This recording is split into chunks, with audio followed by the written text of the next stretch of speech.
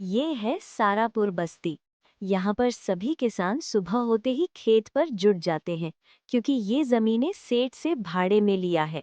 और सेठ इस गांव का सबसे चातुर और बेईमान इंसान है। और ये लोगों को कैसे ठगता है, चलिए देखते हैं। मालिक, आज एक और बकरा हलाल होने आ रहा है। क्या बात कर रहा है रामू? कौन है इस बार बलि का बकरा? विष्णु चचा, वो भी है आज का बलि का बकरा। आओ विष्णु आओ। कहिए कैसे सेवा कर सकता हूँ आपका। सेठ जी, मुझे 2 बीघा जमीन भाड़े में चाहिए। आपको 2 बीघा जमीन मिल जाएगा, लेकिन मेरा शर्त आपको पता है ना। फिर भी मैं बता देता हूँ। जो भी फसल लगाओगे उसकी ऊपर का हिस्सा मुझे देना होगा और बाकी का हिस्सा तुम्हारा। समझ गए? समझ गया सेठ जी, अब मैं चलता हूँ। इतना कहकर विष्णु चचा अपने घर की ओर चल देता है। विष्णु चाचा दिन रात मेहनत करके गेहूं की फसल उगाई। फसल तो अच्छी हुई। जब गेहूं पक गया तब सेठ आता है अपने नौकर के साथ। विष्णु, इस बार तो तेरी फसल बहुत अच्छा हुआ है। जमीन काफी उपजाऊ है। सिर्फ जमीन उपजाऊ होने से नहीं, मैंने मेहनत भी दिन रात किया है सेठ जी। अच्छा, वो सब छोड़ो, अब बंटवारा करते हैं। शर्त के अनुसार फसल के ऊपर का हिस्सा मुझे दे दो और बाकी तुम रख लो। सेठ जी, ऐसे में तो मुझे घास फूस के अलावा कुछ नहीं मिलेगा। ये बात तुम्हें पहले ही सोचना चाहिए था। अब उदास होने से कुछ नहीं हो सकता।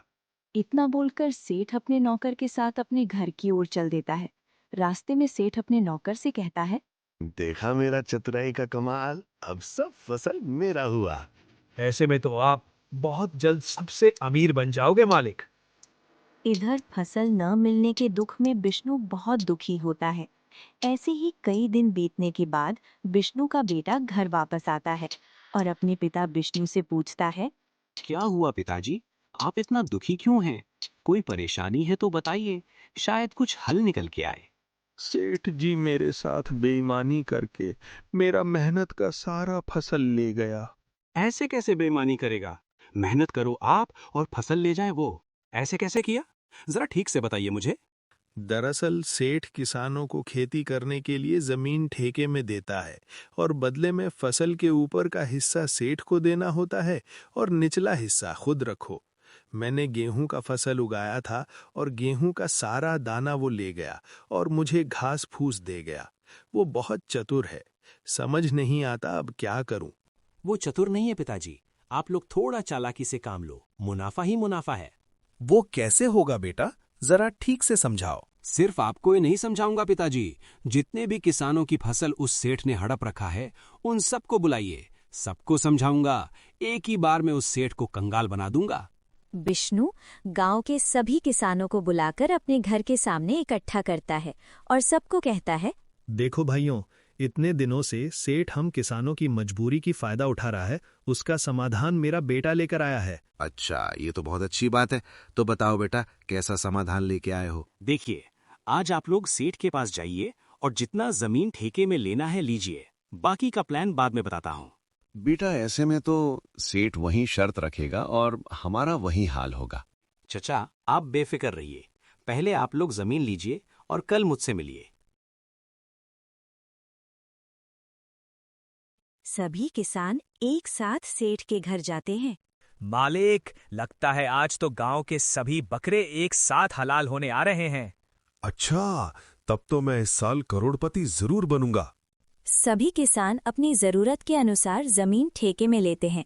तब सेठ वही बात फिर से दोहराता है, देखो भाई लोग, आप लोगों को मेरा शर्त याद तो है ना?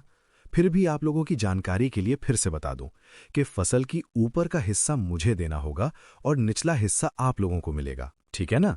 ठीक है सेठ जी, अब हम चलते हैं। फिर अगले दिन सभी किसान विष्णु के घर के पास जमा होते हैं और बोलते हैं, बेटा, हम सभी ने सेठ से जमीन ठेके में ले लिया है। अब हमें क्या करना है बताओ? बहुत अच्छा, आप लोग ही कीजिए। आप लोग इस बार गेहूं की खेती ना करके आलू का खेती कीजिए। वैसे आलू की खेती में मुनाफा तो होगा ना? हाँ बेटा, आलू की खेती में अच्छा मुनाफा होगा। हम बाजार में बेच भी सकते हैं। तो फिर आप लोग अपने अपने खेत में जुट जाइए।